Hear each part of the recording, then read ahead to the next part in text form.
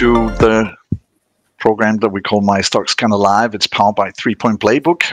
Every day we cut through the noise, we break down the headlines and run the stocks that matter through 3 simple questions. Is it a quality company? Does it have an upside? And is now the right time to buy? It comes out to smarter picks, more confidence and less stress. And these 2 guys are smarter, they're confident, and they also look less stressful. Hans-Henrik Nielsen and Liam Flavel. Are you guys in the mood for tacos? Yeah, I know where you're going with that. I know. I will serve them, and I'll do it while we take you on a roller coaster that the market has been on since Friday. We will take and talk about gold, silver, crypto, rare earth metals, MP materials, GM, TSM, and NOVO Nordic. The latter because it was lowered by SEB Bank. Is it fair? We will give you an answer to that question towards the end of the show. But before we get that far, I have a quick question, because when I look at the Danish markets right now, Vestas is down by 4.3 at the moment. What's going on, guys? Yeah, that is a bit weird, especially because Ørsted is up. But the problem for Vestas is that they have been hit by kind of a triple whammy.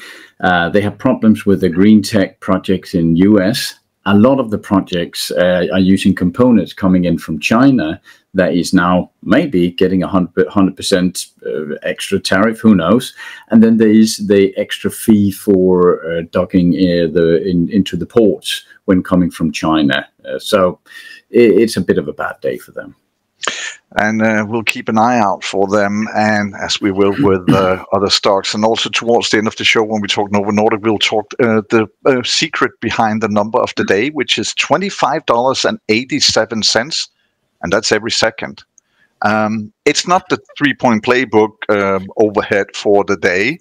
We will look into the portfolio for the 3-Point Playbook later in the show and see how it's doing.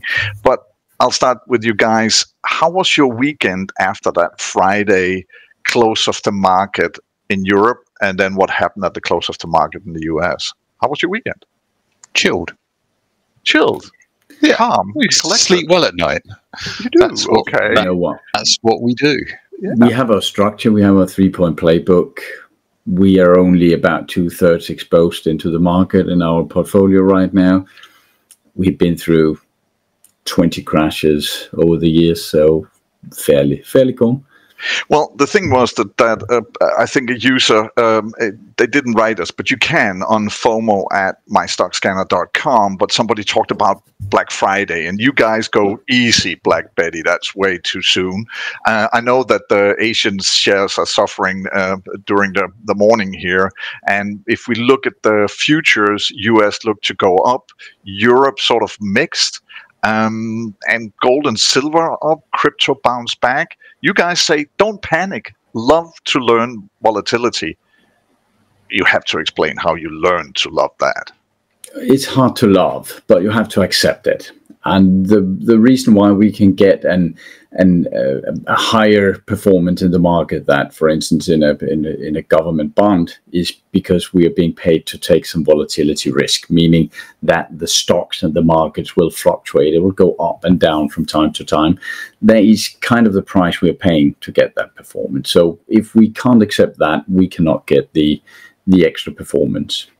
And we will look at the 3-Point Playbook portfolio just a second, because there was some news that came out this morning that maybe also was a little sugar on the cake, or icing on the cake, if we say that, because China's export to US did drop in September, but it rose on a global shipment. It hit a 6-month high. Do they have new play friends? Is that what we're seeing? Yes. China are China are making long-term plans compared to someone else they're playing with, and that means that after the tariff war in 17 and 18, they already had plans in place, but they put them on speed because they didn't want to be caught in that mess once again from the last tariff war. So at this point, they have the BRICS countries, they have a lot of their neighbors, so they are exporting a lot more than people expected, also importing more. and that is even though their export to US is significantly down. So yes, they have found new friends to play with, and they are not as vulnerable towards tariff wars as they used to be. Liam, I mentioned that thing about Taco, and it seemed like that was what Trump did, as a matter of fact, when he came out with a tweet where he said, he was almost British, said, calm down and carry on. Yeah, it's an extraordinary time we're living in at the moment, where sort of the investment decisions seem to be you can almost govern them by the tweets that come out of the White House. Yeah, I mean, Trump always chickens out. That's the Taco sort of reference that we're talking about. And it's been quite a strong trade in the last 6 months or so, since April, that he will back out, because he realizes he's got to maintain some sort of rhetoric at home to keep his fan base, who generally are very, very anti-foreigners, buy into the whole tariff thing and so on. He's got to keep them sweet, but he's also got to at least talk to people around the world, even though he doesn't like it necessarily. Yeah.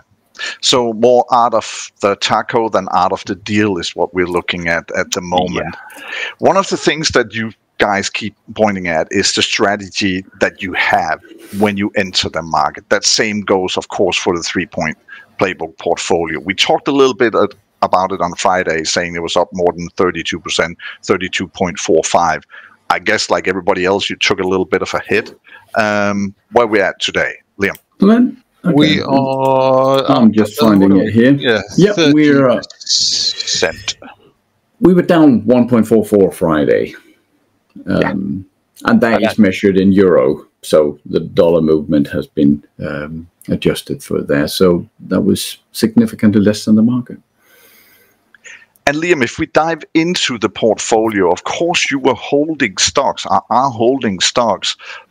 Some of them are coming up with earnings this week, but also some of them were hit on Friday. If we look into the portfolio, and I know one of the ones that we're sort of anticipating a little bit is TSM.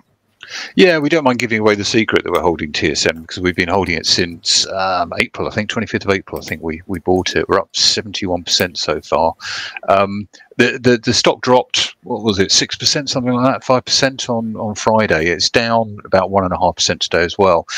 It's basically looking at the China rare earth minerals. Everyone's quite scared that TSM and other companies won't be able to do their job and manufacture what they're manufacturing, in this case chips for everyone, because they don't have access to the rare earth minerals. TSM came out over the weekend saying, actually, we're not that exposed. They've diversified their supply chain, so they get a lot of their rare earths from Japan and Germany now. And actually, I didn't realize till today that Merck produced quite a lot of rare earth minerals as well. So that's why they're saying, again, coming back to the keep calm and carry on, it's not that big a problem. TSM's dropped down to, what's that, it's 10-day, 20-day moving average. We're a long way off. Yeah, looking at selling TSM, it's such a strong contender. It's the only company in the market globally that does what it does. So great company. When we look over the various numbers, as we always do, about the quality, sort of the timing and everything, one of the things that you keep pounding over and over again is don't buy into earnings. At least that's your sort of strategy in that sense. They are coming out with numbers this week, so it's not a stock that would, if it weren't have been in the playbook already, that you would have been looking to buy. No. And the reason we stay away from earnings, I mean, this is our playbook page that we're showing off now, and it shows us that the first part is the quality side of things, and that it's a rock solid company. There's a lot of green on those boxes. Then we come down to that fluctuation in price, and just before earnings and just after earnings, you can see huge fluctuations for no logical reason sometimes when you look at it. A lot of it's because investors decide, okay, they've hit the numbers I wanted to, or they haven't hit the numbers I wanted to, so I'm going to come out of the trade. So their particular strategies take them out. We just avoid that volatility completely and buy either well before or just after the earnings.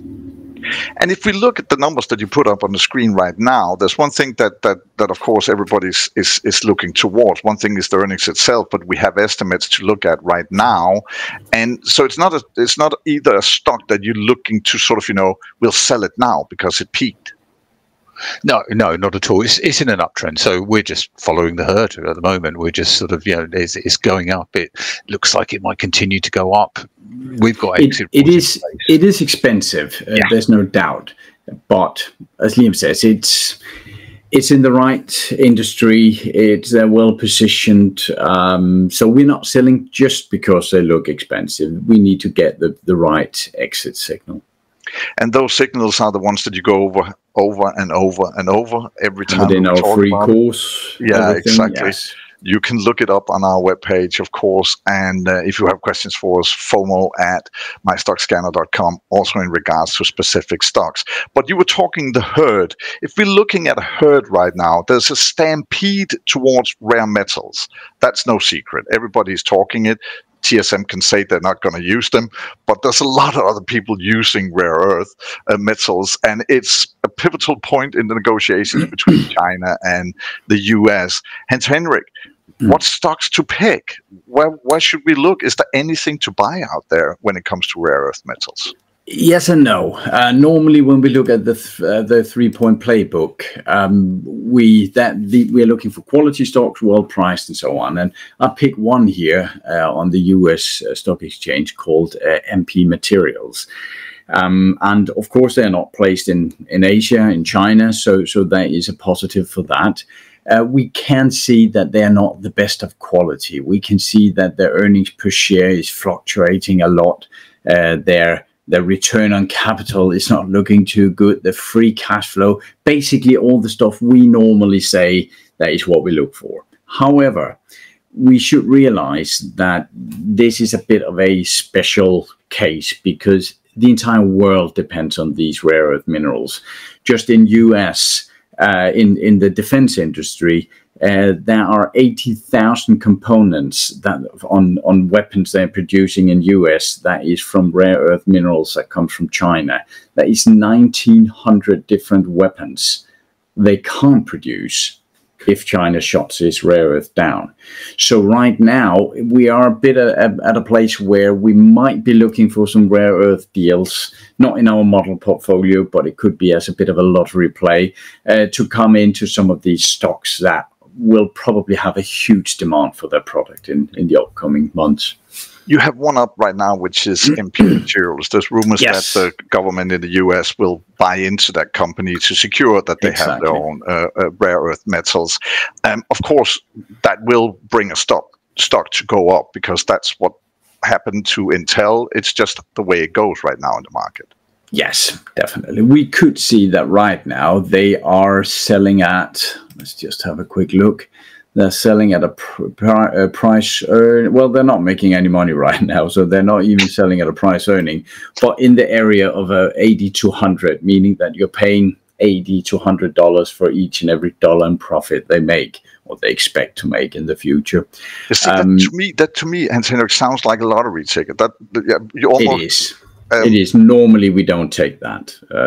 And I know that you guys look towards how can you then invest in, I won't say the hype or the herd running, but you try to look at companies that are associated with rare metals. And you found one, as a matter of fact.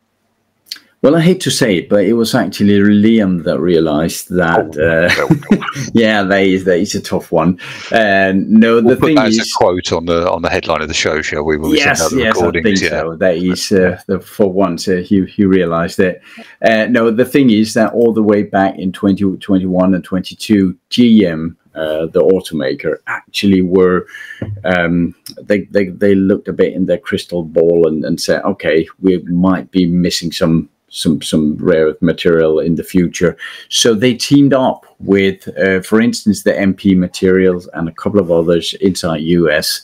And actually also just here, I found a new article about here from August 25, where they're teaming up with some more companies, which actually means they are not that vulnerable to China playing the big bully with the rare earth minerals. So GM, how does it look then in the 3-point playbook? Because is it investable then? That is the interesting part. The quality score is a bit low on 59. We normally like it a bit higher, but that is okay. Earnings per share is estimated to go up. We do like that. Revenue is fairly stable. The thing called the PEG ratio, where we are looking at price earning compared to the growth in the future, that is really low. So overall, the free cash flow is another story. That doesn't look too good. It is a car maker, but yeah. It is a car maker. So if we look at the value chart, it's actually not that bad. It's not a stock we would just pick up right now, because the difference between our base case and our bear case is simply not big enough. There's not big enough reward for the risk we are taking. But it's not that bad compared to being a US automator, which by nature is almost a disaster. I was trying to coin sort of a taco phrase for Liam. The problem is it comes out to liar, because it's Liam is always right. And we can't really use that on the show, I think. Something my wife says all the time. Yeah. But let's not make it synonymous with when you are suggesting things that we, as a matter of fact, do like here on the show. One of the biggest thing of the week is, of course, that we have earnings. We don't know what numbers we're going to get, but we know that we're going to get earnings because they're private companies and they are still open for business, so to say. And Wall Street are looking forward to numbers from some of the big banks. Liam, the chatter about what to look forward to in the days ahead, when we got numbers from basically everybody: J.P. Morgan, Citibank, Wells Fargo, and Bank of America. Yeah, we got a lot coming out. As you say, Citibank, BlackRock is another one. Yeah, the banks are an interesting point at the moment. So there are a couple of areas that they look very strong. So if we look at the playbook here, you can see, this is BlackRock. There's a lot of green out here. So you've got earnings per share is climbing. The PEG ratio is below 2.5, which we really like. The analysts really like them as well. 4.5 out of 5. The analysts are dropping their recent their analyst expectations there, but something we'd keep an eye on and be a bit worried about. But the company itself is pretty good, and you can see from the value chart that there is a bit of growth in there going forward into next year. The concern that I have over both of these, Citibank as well, looks pretty similar. Lots of green. Revenues are dropping though, which comes to my main concern here, which is banks make money out of something called interest, the interest rates, and the difference between the interest rates they charge the customer and the interest rates they get charged for holding cash. And so the issue that you've got there is that with interest rates coming down in the US, already coming down elsewhere in the world, banks are going to be squeezed, so they're not going to be quite as profitable as they normally are. You also look, BlackRock in particular, I mean, they announced last week investing $40 billion into data center movements. We've talked before about the bubble in AI. If that does burst, then a lot of the banks will be holding assets which just aren't worth what they're marked down as on their books. So they're the two issues that I see with the banks right now. If I may add to that, just a quick thing, a positive thing for the banks, that is that Trump have promised to deregulate the entire banking industry, meaning that they can basically loan money out to everyone. We had back in the financial crisis, we had the ninja loans where people borrowed money without any assets, any job, any income, anything. And that is a bit where we are going right now with deregulation. That means for some years they can make more money until they can't, and then it hits. And it's a fact that we have known that because it was one of the things that Trump said right away. So it might be priced into the earnings already. We shall see over the coming days. And of course, we will talk more about those numbers coming. Right now, we are looking at Denmark, because the thing is that Novo Nordisk had their price target lowered by the Swedish bank SEB, and they lowered it from 625 to 530. But there's a kicker here. SEB still said it's a buy. Guys, is it a fair price, 530? Yeah, that's a good point, or a good question here. First of all, they're lowering to 530, and we have tried to figure out why they lowered it. It might be something about the eye disease with the Simpic, but if we're looking at it in the value chart here, we can see that it is a fairly good quality company. However, the estimates have been dropped a bit for future growth. We were in NOVO Nordisk just for a week or so in our portfolio, and then we sold it again. At that point, the estimates were significantly higher for the future, meaning this channel here were going a lot more upwards. It's not that there's not any potential upwards depending on where we put the channel here. But right now we have a base case of 11% up and a bear case of 11% down. I know the analysts are believing in 17%, but right now it's going a bit too sideways here. We do like the ones with earnings channels going straight up. And we're not seeing this right now, so we are a bit holding back on the NOVO deal right now. Of course, we will be talking more about all the stocks that we mentioned here in the program. Some of them we hold in the 3-point playbook portfolio, which we show every Monday. We talk about that. On Wednesday, we have the Wednesday watch list, which is what our members are looking for at our platform. And on Fridays, we pit 2 stocks against one another. 2 stocks that might go up against one another in the future could be Pepsi and Coca-Cola, because they're sort of related. And why do I bring that up right now, apart from that I'm a little bit thirsty, is that it has something to do with number of the day. I mentioned the $25.87. That is what Warren Buffett gets in dividend every second of the day, 24/7. He makes that from Coca-Cola stocks that he owns. He has 400 million shares. And as said, one thing is the $25 a second. Per minute, it's $1,500. His hourly income is $93,000, and his daily income from Coca-Cola is 2.23 million. Guys, what do you say? Dividend stocks, is that the future? He probably had a good weekend then, if we're going back to your first question today. I reckon he was all right. Yeah. No, but your question about dividend stocks is a good one, Jesper, because a lot of people ask us if we are into the dividend. There's this FIRE movement with financial independence and all that. It's not that dividend is bad, not at all. I'm not the biggest fan, but there is a bit more because when I get the dividend, I get taxed, and it's kind of just giving me my own money back. When I invest in a company, we found quality, we found good potential. I actually like the company to keep the money, because if they're good at running their business, I would like them to keep that money to grow the business with. I'm not budgeting with getting the dividend out. I might do that one day when I get older. But right now, I'm actually not going specifically for dividend stocks. I would like the company to grow instead. I think the playbook is definitely focused more on that. We get quite explosive growth in 57, 58% of the stocks that we go into, and you tend to get the more explosive growth in companies that don't pay the dividends. We do have a dividend tab up here. Not that we should go into it today, but we do have it, so the information is there. You can see the growth in dividends and so on. It's not our focus when we invest. I'm still going to hold on to that. He had a $4.5 million weekend, and that's going to be the number that I'm going to remember from this one. But we have an explosive week coming up. As I said, lots of earnings are coming. We're not sure about what numbers we're going to get, from CPI to unemployment numbers and what have you. You have a bunch of Fed members coming out to speak, and we will get a little wiser. Is there anything in particular, Hans, that you're looking forward to in this week? Any sort of, a speech, a number that you look forward and hoping that you're having? No, I think the earnings will be the macro this week. I think there's so much uncertainty. Of course, everything can be turned around by a post on True Social or something.